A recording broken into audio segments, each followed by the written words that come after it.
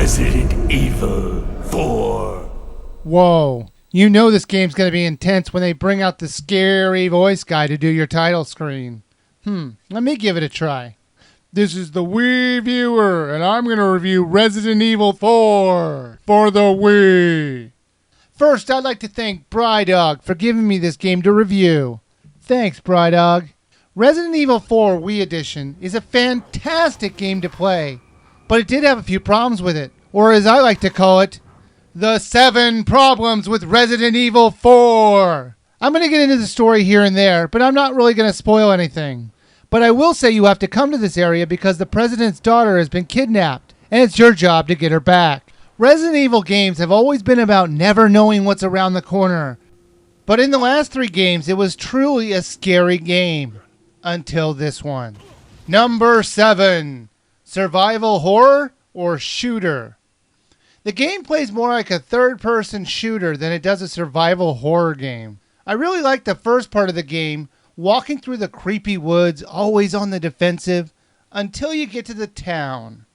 When you get to the town, any chance of you getting scared in this game went out the window. The villagers were, for the most part, very easy to kill, but you had to kill a lot of them to advance. Now, you really start the game out with a normal gun, but you can find and buy more along the way from a mysterious stranger. But you can't buy any more ammo, you have to find it, which leads me to number 6. Number 6. Items everywhere! You break open pots and other breakable items to find gold, ammo, and health. The most glaring question I have to ask is, who's putting all this stuff in there? And why? I might be willing to accept gold and health, since health is most of the time just a plant you eat. But why on earth would there ever be ammo? Number 5. The villagers. Maybe you're thinking the villagers might have put the ammo in the pots. You could be right. Maybe it was this guy. Oh wait, he isn't carrying a gun. Maybe this one. Oh, this one? This one? This one?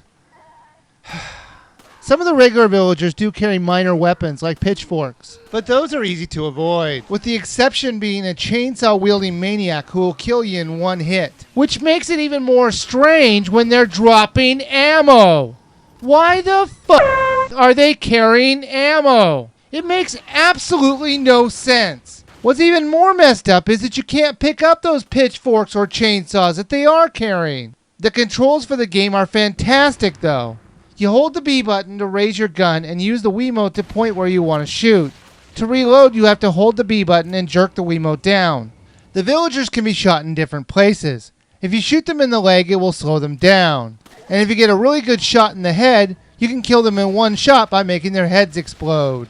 Number 4. Notes? While you progress through the game, you start piecing together what's going on. And you get inside information where you can find items by reading the notes that someone's been writing. The question I'm wondering is, who's writing all these notes? Dear evil leader, the stupid American will never figure out that we hid the key behind the old shed with the hidden safe, with the combination being 3471. Ha ha ha ha, we're totally gonna win. Affectionately yours, Thomas Wigglebottom. I did love the simplistic nature of the game. And once you get past the fact you're going to have many sections in which you're expected to kill a bunch of zombie, non-zombie, or whatever you'd classify those villagers as. Speaking of which, number 3. Pick a side, Capcom. If you're going to take the Resident Evil storyline in a new direction, don't do it half-assed. They inform you that you're going up against a bunch of parasite-infected villagers, but they all seem to have the abilities and downfalls of the zombies in Resident Evil 1 through 3. They all move really slow and act like they're going to eat you. At times you could tell the developers kept forgetting they weren't making a zombie game. In order to survive, you're going to have to upgrade and get new weapons. And the guy I told you about earlier will help you do that. Got something that might interest you.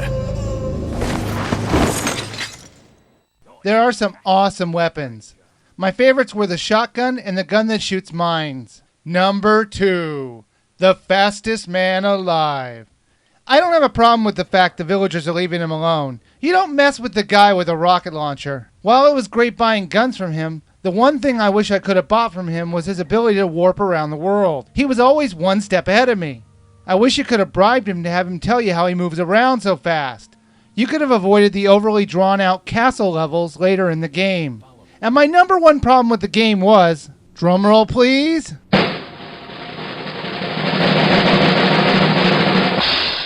number 1, the box. All of your weapons go in this box. And in order to maximize the amount of guns and health you can hold, you have to organize your box they give you. Luckily, you can buy larger boxes to hold more of your stuff. The strange part is that you never actually see him carrying around this huge box that can hold a rocket launcher and a shotgun at the same time. I just assume he keeps it up his ass. The best part is that the villagers will wait patiently while you choose a new gun. Let me show you what I mean. Alright, you ugly zombie non-zombie, take this!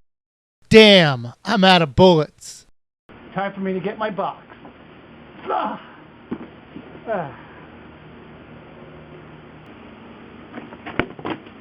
Alright, time out. I have to switch guns. Alright. Reload.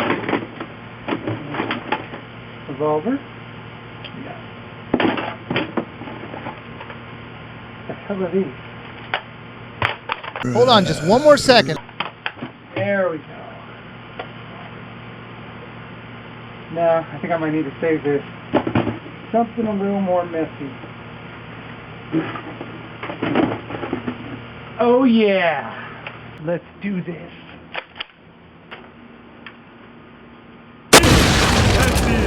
As much as I've been ripping on the game for its problems, it is quite fun to play. It even has replayability in the form of different characters to play, new missions, and extras. There were some QuickTime events that I thought were brilliant and at sometimes frightening. The boss battles were excellent and terrifically balanced, and the game is reasonably priced at $30. The improved controls over the GameCube version and the lengthy yet sometimes repetitive gameplay still makes this game absolutely worth every penny. Buy it now.